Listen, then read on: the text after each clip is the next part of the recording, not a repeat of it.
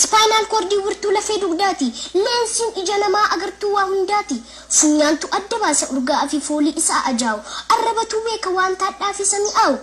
jedhee adda kan baase ta'iiwwan saayinsii fi baraa icciitiin isaa barnoota furtuu rakkoo maraa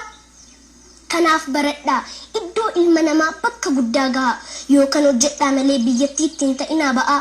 maatiinis ofiif agawuu bulaa ijoollee barsiisaa doofummaarraa maksa beekumsa qabsiisa boruu isaanumatu garaa keessan jiisa daa'imman qabeenyaa leeccalloo biyyaatii addunyaa tabdataa gara fuulduraatti isaan ija keenya kan iftaanii fi boruu gajjedhee baratee kan lubbuun nutti toru nama tokko yoo madaalee laalu innooreen foojjiin umaa waliin caalu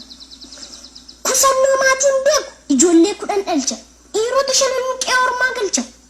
isaan horii tiksuu ganna roobni tuwee bona aduun gubaa inni mindaa isaanii magaalarra jooree daadhiif farsoo dhuga dubara sadashee magaalaatti galchee fira isaa biratti kushinaa ormaatti salbaajii miicuuf yaabiddaan gubatti isheen qeettaftee dubaroota lamaan isaan waa hin beekan wanta gaarii fi hamaa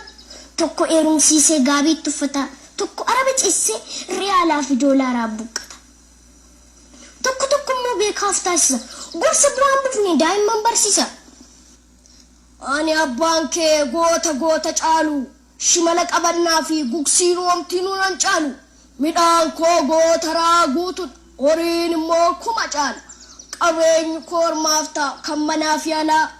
waa'ee barumsaa dhiis sammuudhaaf gad sifuu sifadhaa ilma kootiif ati afaan damma fakkeessee suun dhayyandisaa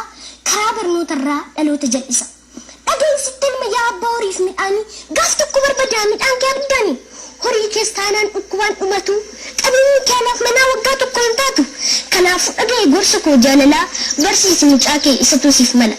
yaada doofaa karoora moofaa sittaaf karaarraa kaachisi kan hattuu hin namne kan bu'een cabne ijoollee kee barumsa dhaalchisi yoo hin baranne doofummaan koree gulufsiisa akka fardaa gadadoon turee liqaan geessa mana gandaa iyyummaa fi beelli qe'ee keenya hin dhiisu buddeena nyaattuyyuu namuu gad hin ciisu waraanni hammaateetu tasgabbii dheebunnaa walii galteen badeetu nageenya beelufnaa biiftuun hojii dhiiftee ifashee dhorkatti duuti olla dhiftee jireenyaan morkatti yoo baratteen imalli dinagdee siniin fixa wahaa teknooloojiin baraa bakka yaadame gahaa siyaasni walxaxan gaafsa sirrataa lafti nagaa dhabees gabeettee jiraata beelli fiiyyummaan biyyaa gadi dhiisa cinaachi dadhabee sirmus rafee ciisa ibsaan dabareen fugaafsan toora galaa neetworkiin maseenis ilmoo lakkuu dhala aspaaltiin moofee sirnaan haareffama bishaan jiran dhufus gaafsa sirreeffama hojii dhabnaa fi investorummaatti baanaa garaagarummaan badeetu warra tokko taana farda ulfina qabeessaa gaariidhaan harkiif mee ajjeefnu xiyyaaraa fi jettiin malee dachee gubbaa hin deemnu rakkineen faarsinu addunyaa maratti liqeeffachuun nafa afrikaan gamatti moodeela taana malee nu koppiin kaanu afrikaan raafnee addunyaaf haa ta'u kanaaf haa barannuu harka wal qabannee furtuu rakkoo taanaa cinnee haa baranne kanaaf haa barannuu harka wal qabannee furtuu rakkoo taanaa cinnee haa baranne ergaan walaloo kootii akkuma dura kaaseen mata dureen isaa barnoota jedha waa'ee barnootaa irratti hundaa'eeti